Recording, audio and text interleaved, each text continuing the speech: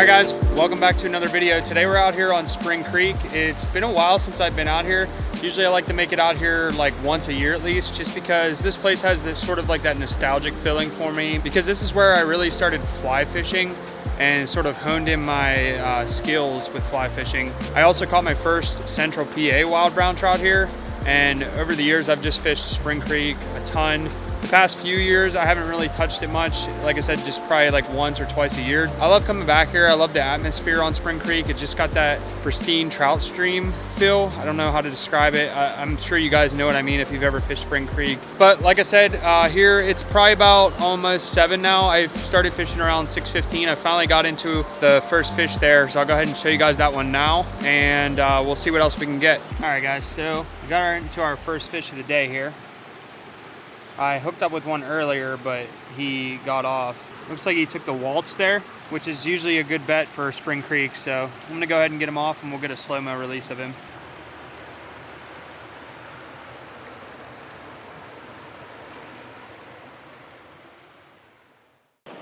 All right, we're hooked up here again.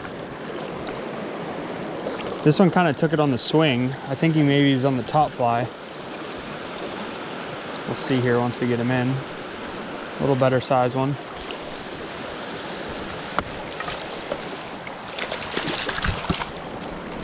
All right, so we got ourselves a little bit better size one, just dropped him there.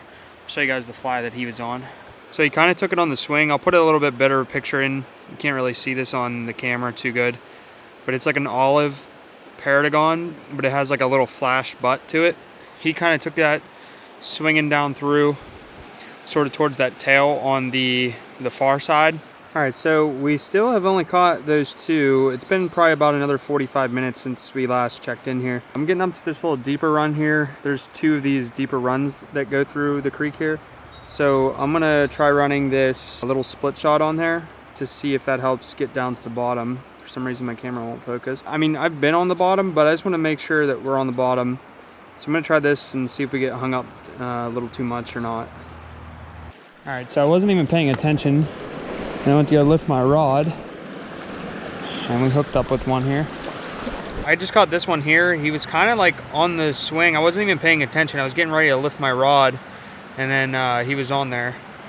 But that's the third fish we've actually caught, and then the fourth fish we've hooked into. So I'm gonna get an underwater release of him, and we'll continue up through here. It's been about, I'd say, an hour since I last caught a fish. Hopefully maybe they're turning a little bit on here again. It's been pretty slow.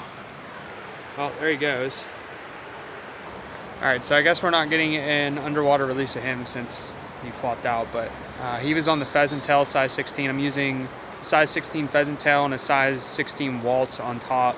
I switched over to two 16s instead of a 16 and an 18, just because this water is moving a little faster up here and it's a little deeper. I'd say I've been fishing for about 2 hours, so hopefully they start turning out on. I don't know, maybe the fog's clearing some above us, so hopefully maybe when the fog clears some, they'll turn on, at least for, I don't know, at least for a half hour, just so I can get some fish to the net. All right guys, I think we're hooked up with a pretty good brown. I just got him from out of that real fast water up there.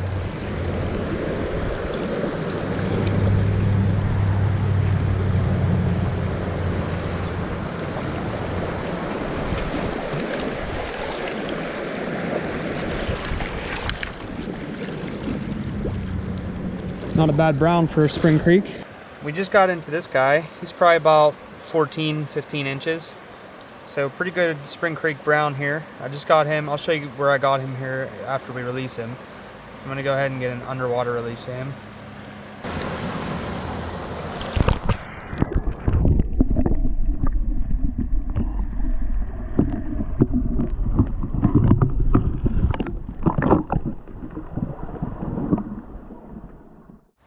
All right, so that was pretty cool. I was fishing like right up in that riff right there. So what I was doing was basically casting it almost right up under that waterfall, or sort of on it, and then that water helps push the fly down so that it gets down deep in that fast, deep run. Definitely just, I guess, like a good tip for anybody that doesn't do that, kind of skips past that real white water. I always hit those spots just because, especially if there's a waterfall, because It's easier to get your fly down, honestly, because that water just pushes it straight down to the bottom.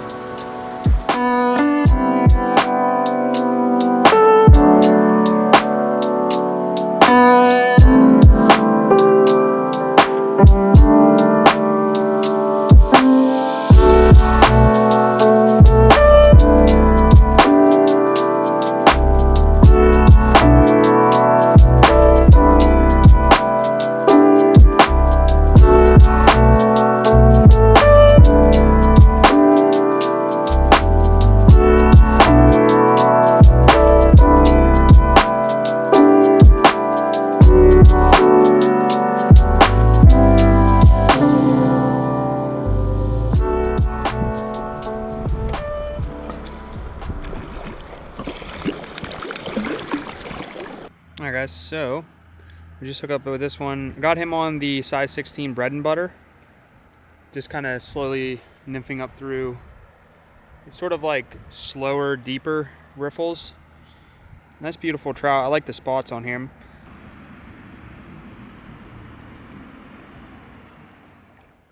So I had to skip some water. I passed up some people.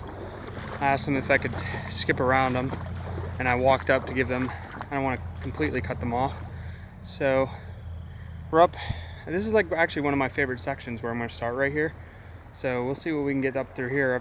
I've hooked into a really nice rainbow here before. It's like when I first started coming here, and God, I regret not netting that thing because it was just like it was probably like obviously it was like a fingerling or probably a stockfish holdover, but I mean, if you would have saw the red stripe on that thing, it was insane. But yeah, we'll start out here and let's see what we can get.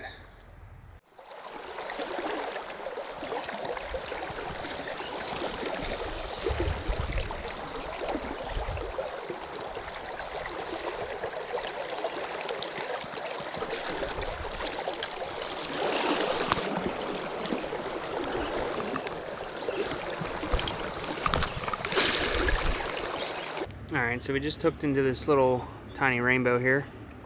We're gonna go ahead and release him. Probably like a fingerling, maybe wild.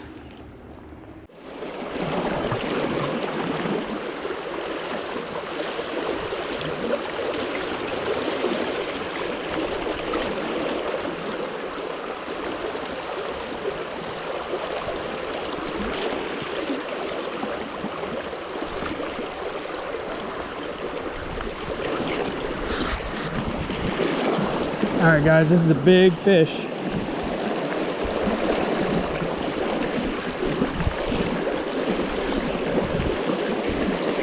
He's pull and drag. Oh yeah, it's a big rainbow.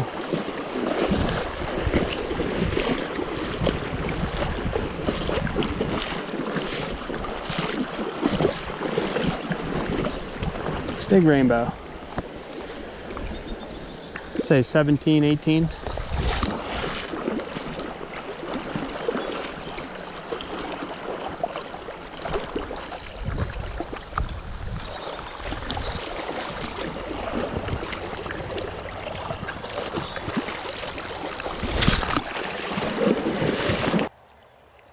Alright, so we just caught this rainbow here. He's probably about a good 16, 17 inches.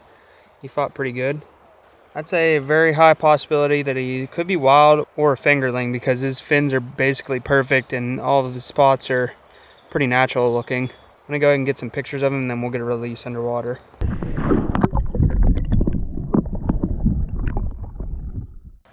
Alright, so that was our biggest fish so far today. I'll go ahead and show you guys where we got him. Typical rainbow spot, basically right up under that undercut there and under that tree, and a super fast run. If that run wasn't moving as fast as it was, I would say definitely like a prime brown trout spot, but usually brown trout, they don't sit in those super fast runs like that usually. Real quick before we hit the spot, I just want to give a little backstory of the spot.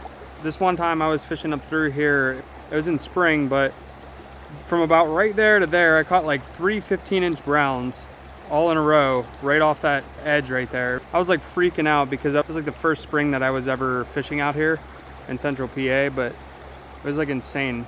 Yeah, all right along that line. So I'm gonna see if I can pull some more off that line today, but we'll see since it's a little bit slower today.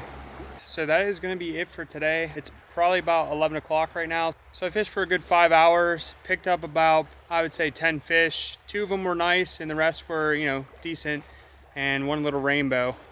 And I think I only missed 1 fish today, and that was the first fish of the day. So started out pretty slow. Within the first 2 hours I only had 2, and then it sort of picked up from there. I was picking up one, I would say, every maybe half hour or so. So yeah, not a bad day here on Spring Creek. Glad to get back out here. I haven't been out here since last year around this time. Honestly, August is probably one of my favorite times to actually fish this creek because, one, there's like not as much pressure as there would be during the peak season in spring. And I've actually had some killer days in August here. One of my best days actually ever was right up from here. I was using a small olive paragon size 18 and a pheasant tail size 18, and it was about 6 p.m. and for about an hour and a half it was just non-stop action in this real shallow riffles. I think I caught over like 35 fish that day. It was actually pretty insane. Don't forget to hit the subscribe button if you want to see more videos like this in the future. Go ahead and smash the like button also. Lets me know that you guys enjoy these videos and it helps keep my morale up to keep making them for you. And go ahead and leave a comment below. Let me know what you guys thought of this video and leave any suggestions for future videos. And until next time, peace.